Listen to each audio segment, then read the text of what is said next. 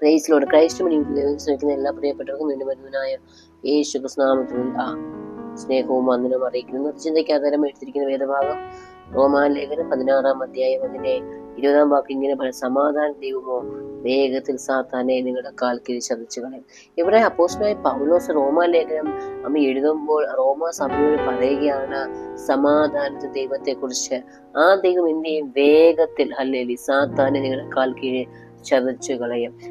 Hallelujah. സമാധാനം ഉണ്ടാക്കുന്ന ദൈവം ആ ദൈവം സമാധാന ദൈവമാണ്.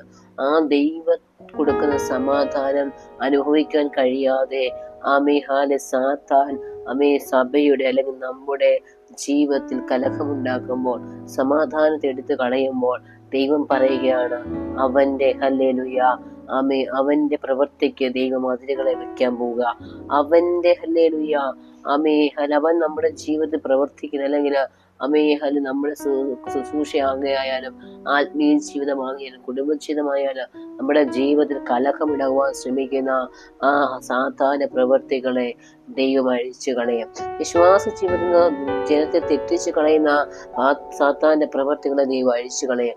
കുടുംബങ്ങളിൽ കലഹമുണ്ടാക്കുവാൻ അല്ലെങ്കിൽ ശ്രമിക്കുന്ന പൈശാചിക മേഖലകളുടെ ആധിപത്യങ്ങളെ ദൈവം എന്ത് ചെയ്യും?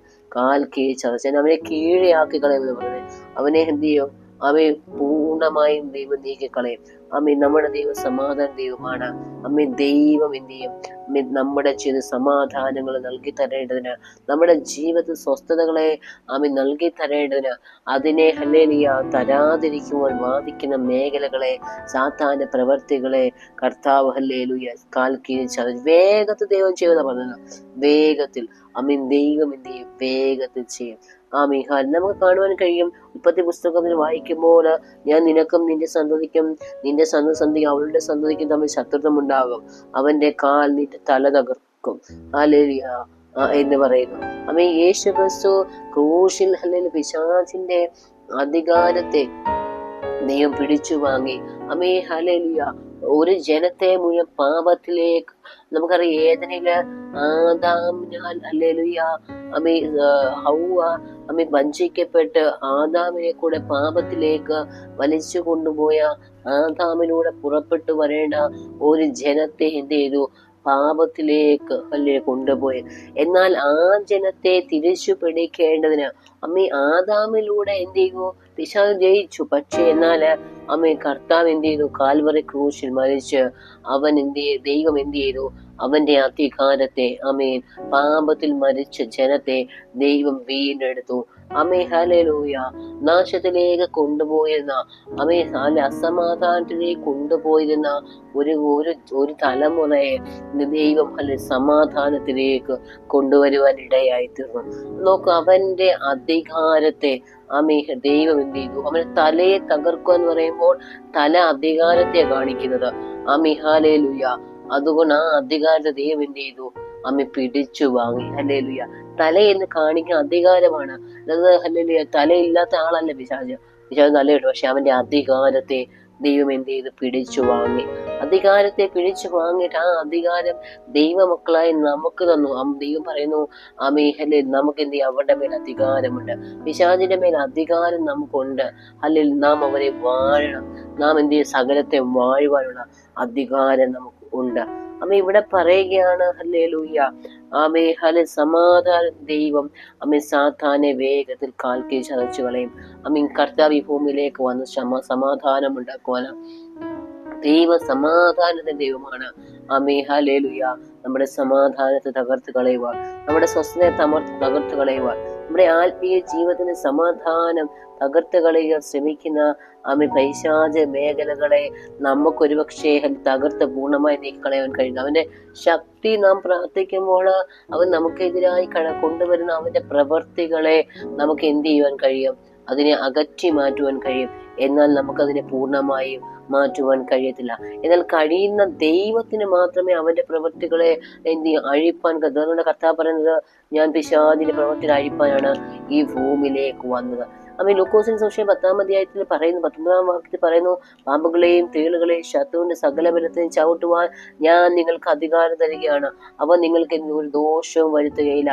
ആമേൻ. ദൈവമക്കളെന്ന അധികാരത്തിലാണ് ദൈവം ഇവിടെ നമ്മളോട്, അവ നമുക്ക് ദോഷവും വരുത്തുകയില്ല. വെളിപ്പാട് പുസ്തകത്തിൽ നാം കാണുമ്പോൾ ഹല്ലേലൂയ, വെളിപ്പാട് പുസ്തകത്തില് ഹല്ലേലൂയ 20-ാം അധ്യായത്തിൽ പറയുന്ന, അനന്തരം ഒരു ദൂതൻ അഗാത്താക്കോലും വലിയ ചങ്ങലയും പിടിച്ചുകൊണ്ട് സ്വർഗത്തിൽ ഇറങ്ങുന്നത് ഞാൻ കണ്ടു. എന്തിനാ? പിശാചിനെ ബന്ധിക്കുവാൻ, അവനെ 1000 ആണ്ടത്തേക്ക് ബന്ധിക്കുവാൻ ഹല്ലേലൂയ ദൈവം തന്റെ ദൂതനെ അയക്കുന്നു. യോഹന്നാന്റെ സുവിശേഷം പറയുന്നുണ്ട്, പിശാചിന്റെ പ്രവൃത്തികളെ അഴിപ്പാനാണ് ഹല്ലേലൂയ ദൈവപുത്രൻ ഭൂമിയിലേക്ക് വന്നത്. പ്രിയരെ, പാപം ചെയ്യുന്നവൻ പിശാചിന്റെ മകനാകുന്നു. പിശാച് ആദ്യം മുതൽ പാപം ചെയ്യുന്നവൻ. ഇവിടെ പറയുകയാണ്, യോഹന്നാൻ 3:8 പറയുന്നു, പാപം ചെയ്യുന്നവരാരാ? പിശാചിന്റെ മകനാന്നാ പറയുന്നത്. പാപം ചെയ്യുന്നവർ, പാപം വലിയത് പാപമില്ല, ചെറിയ പാപവും ഇല്ല, അല്ലെ തിരുവചനത്തിൽ അല്ലെ എന്ത് ചെയ്യുക, പാപത്തിനെല്ലാം ഒരേ തൂക്കമാണ്. ഇവിടെ പറയുകയാണ്, പിശാചിന്റെ പ്രവർത്തികൾ അഴിപ്പാനാണ് യേശു ക്രിസ്തു ഈ ഭൂമിയിലേക്ക് വന്നത്. ഹല്ലേലൂയ. ദൈവം നമ്മുടെ മുഖങ്ങളിൽ നിന്നും നമ്മുടെ കണ്ണുനീരെല്ലാം തുടച്ചു മാറ്റി ദൈവം തന്റെ ജനത്തിന്റെ ദുഃഖങ്ങളെ ദൈവം നീക്കിക്കളയും. പിശാച് നമ്മുടെ ജീവിതത്തിൽ ദുഃഖമുണ്ടാക്കാൻ ആഗ്രഹിക്കുന്നു. പിശാച് നമ്മുടെ ജീവിതത്തിൽ അസമാധാനം ഉണ്ടാക്കാൻ ആഗ്രഹിക്കുന്നു. പിശാച് ശുശ്രൂഷയിലേക്കും ആത്മീയ ജീവിതത്തിലേക്കും ഒരുവനെ ദൈവം കൊണ്ടുവരാൻ ആഗ്രഹിക്കുമ്പോൾ അവന്റെ മനസ്സിനെ മടുപ്പിച്ച് അവനെ എന്ത് ചെയ്യും? ആ സമാധാനത്തിൽ കൊണ്ടുപോയി ദൈവത്തിന്റെ പദ്ധതിയിലേക്ക് അവനെ കയറ്റി വിടാതെ വണ്ണം പ്രവർത്തിക്കുന്ന പൈശാചിക മേഖല. കർത്താവ് ഇവിടെ വചനത്തിലൂടെ പറയുകയാണ്, നിങ്ങളുടെ ജീവിതത്തിൽ സമാധാനം തരാതെ, സ്വസ്ഥതകളെ തരാതെ കലഹമിട്ട് ഇവിടെ നിങ്ങൾ ഒന്നൊഴിയുമ്പോൾ ഓരോ വിഷയങ്ങൾ ജീവിതത്തിലേക്ക് കൊണ്ടുവന്ന് അവൻ നിങ്ങളുടെ ജീവിതത്തിൽ പ്രശ്നങ്ങളെ ഉണ്ടാക്കുന്ന കർത്താവ് പറയുകയാണ്, അതിനൊക്കെയും പ്രതിവിധി ഉണ്ട്. ദൈവത്തിന്റെ പക്കൽ അതിനുവേണ്ടി പ്രതിവിധി ഉണ്ട്. ദൈവം പറയാണ്, വേഗത്തിൽ കുഞ്ഞെ നിനക്ക് വേണ്ടി, നിങ്ങൾക്ക് വേണ്ടി സമാധാനം ദൈവം ഇറങ്ങി വന്ന് അവന്റെ പ്രവൃത്തികളെ അഴിച്ചു കളയും. ഇവിടെ കാൽക്കേ ചതച്ചു കളയുമെന്ന് പറയുന്നത് അന്ത്യകാലത്തെ കുറിച്ചാണ്. ഹല്ലേലൂയ. കർത്താവ് വന്ന ശേഷം തന്റെ സഭയെ ഇവിടുന്ന് കൊണ്ടുപോയ ശേഷം 1000 ആണ്ട് പിശാചിനെ എന്ത് ചെയ്യും?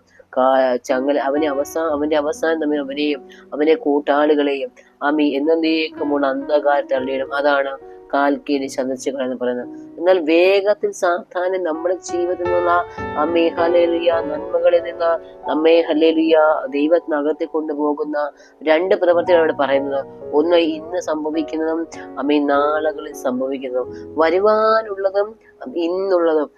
ഇന്ന് നമ്മുടെ ജീവിതത്തിലെ പിശാചിന്റെ പ്രവൃത്തികളെ ദൈവം അഴിച്ചു കളയും. ഇനിയുമുള്ള ഒരു കാലത്ത് അവൻ ദൈവജനത്തെ ഹല്ലേലൂയ നശിപ്പിക്കാതിരിക്കുവാൻ, ദൈവജനത്തെ അവരുടെ സ്വസ്ഥതയെ കൈകടത്താതിരിപ്പാണ് സ്വർഗത്തിലെ ദൈവം പറയുകയാണ്, കുഞ്ഞെ നിന്റെ ജീവിതത്തിന്റെ സമാധാനം തരാതിരിക്കുന്ന മേഖലകളെ ദൈവം വിഷയത്തിന് വേണ്ടി ഇറങ്ങി പ്രവർത്തിക്കും. പിശാചിന്റെ പ്രവൃത്തി ദൈവം ഈ ദിവസം അഴിച്ചു കളയുമെന്നാണ് കർത്താവിന്. അതുകൊണ്ട് ഈ വചനത്തിൽ വിശ്വസിച്ചുകൊണ്ട്, ആശ്രയിച്ചുകൊണ്ട് നിലനിൽക്കുവാൻ സ്വർഗത്തിൽ ദൈവം നമ്മെ സഹായിക്കട്ടെ. ആമേൻ, ആമേൻ, ആമേൻ.